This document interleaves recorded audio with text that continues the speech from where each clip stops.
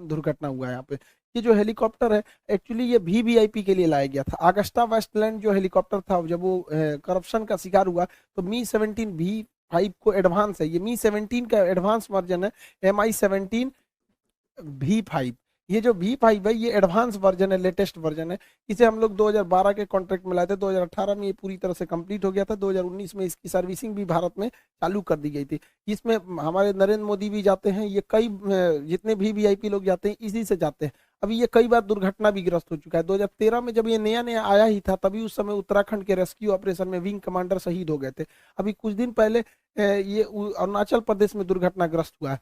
2019 में हमारे ही अपने सैनिकों द्वारा इसके ऊपर स्पाइडर मिसाइल चला दिया गया था, तो इसमें भी ये भी उस समय क्रैश हो गया था। हालांकि दुनिया में 60 देश इसका इस्तेमाल करते हैं, बहुत विश्वसनीय है। इसमें कई सारी लेटेस्ट टेक्नोलॉजी का भी यूज किया गया। इसके आर्मर को बुलेट प्रूफ बनाया गया ताकि गोली अगर ये लो हाइट पर चलेगा तो गोली वगैरह वगैरह को ये रोक सके। इसमें एडवांस रडार सिस्टम लगाया गया जो किसी भी तरह के आगे की जानकारी देता है। एक्चुअली ये ट्रांसपोर्ट के साथ साथ ये एक अटैक हेलीकॉप्टर के तौर पे भी काम करता है। इसके अंदर का अगर देखेंगे तो इसे सैनिकों को ले जाने के लिए दिया गया है। इसमें 36 सैनिक हथियार के साथ तैनात हो सकते हैं। ये 13,000 किलोग्राम के चीजों को उठा के एक जगह से दूसरे जगह में ले जाने में सक्षम है।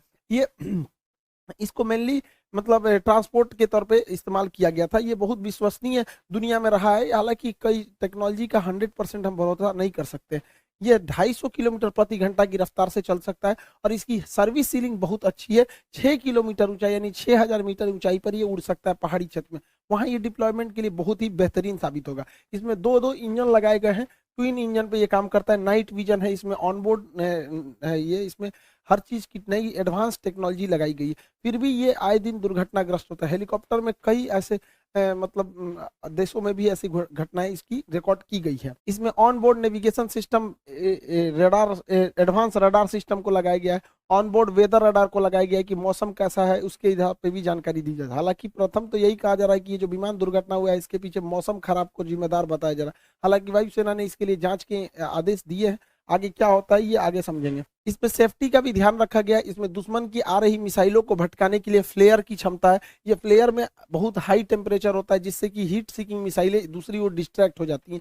इसमें एडवांस एविएशन सिस्टम को दिया गया है। इसके कॉकपिट्स को नया डिजाइन किया गया था कस्टमाइज करके अलग अलग हिसाबों से। इसमें इसे हम लोग यूटिलिटी के साथ साथ अटैक के रूप में भी इस्तेमाल कर सकते हैं। इसमें अलग अलग जगहों पे हार्ड पॉइंट को हम लोग जोड़ के कारगिल की लड़ाई में इसका पुराना वर्जन MI 17 भी बहुत कारगर साबित हुआ था कारगिल के टाइगर हिल के ऊपर बम्बार्डमेंट करने और जो भी बहुत हाइट पर थी। इसमें ट्विन इंजन लगाया गया है। ये यूटिलिटी के साथ हार्ड पॉइंट के साथ साथ हमला भी बहुत तेजी से कर सकता है। इसमें कई सारे मिसाइलों को लगाया जा सकता है अलग अलग तरह के। इसमें मशीन गन है, सब मशीन गन है, ऑटोमेटिक गन है, रडार रॉकेट्स है, मिसाइल फायर करने की क्षमता है। उसमें मशीन गन की भी लगाया गया है ताकि ये ग्राउंड अटैक को भी बहुत अच्छे से परफॉर्म कर सके। यह 60 देशों द्वारा विश्वसनीय हेलीकॉप्टर रहा है। हालांकि रूस की सेना में भी इसे बहुत बड़े पैमाने पर इस्तेमाल किया जा रहा है। हर देशों में इसका कमोबेश एक्सीडेंट का रिकॉर्ड रहा है। हम टेक्नोलॉजी पर 100% भरोसा नहीं कर सकते। एक्चुअली जब भी आप कोई विदेश से हथियार को लाते हैं तो उसमें परमानेंट आप मेंटेनेंस उतना अच्छा नहीं कर पाते हैं जितना आपके पास खुद का रहता है। क्योंकि विदेश अगर कोई ऐसे कल पुर्जे खराब हो गए जो विदेश से लाने हैं तो आप उसको थोड़ा सा टॉलरेट करके भी चलते हैं कि चलो भैया अभी पूरी तरह से खराब नहीं हुआ है। लेकिन वही अगर हम अपना हेलीकॉप्टर देखेंगे ध्रुव जो इसे हम बना रहे हैं तो अभी हमको स्वदेशी बनाना पड़ेगा। लेकिन क्या करें, भारतीय सेना में स्वदेशीकरण, मेक इन इंडिया को सबसे ज्यादा अगर किसी ने बढ़ावा दिया था सेना में तो बिपिन रावत जी ने ही दिया था। अब कई सारे ऐसे हथियार, ऐसे इंस्ट्रूमेंट थे जिस पे आयात पर बैन लगा दिया गया था। पहली बार भारत जो है इजराइल के बराबर हथियार एक्सपोर्ट करने में जा रहा है। तो ये भारत के लिए एक अच्छी खबर थी। खैर बिपिन रावत जी जो थे जब तक उन्होंने भारत रहे, भारत माता की सेवा ही किए रहे। अब उनको होनी को अब कोई क्या टाल सकता है। अब आगे सरकार को डिसीजन लेना है कि अब किसी अगला चीफ ऑफ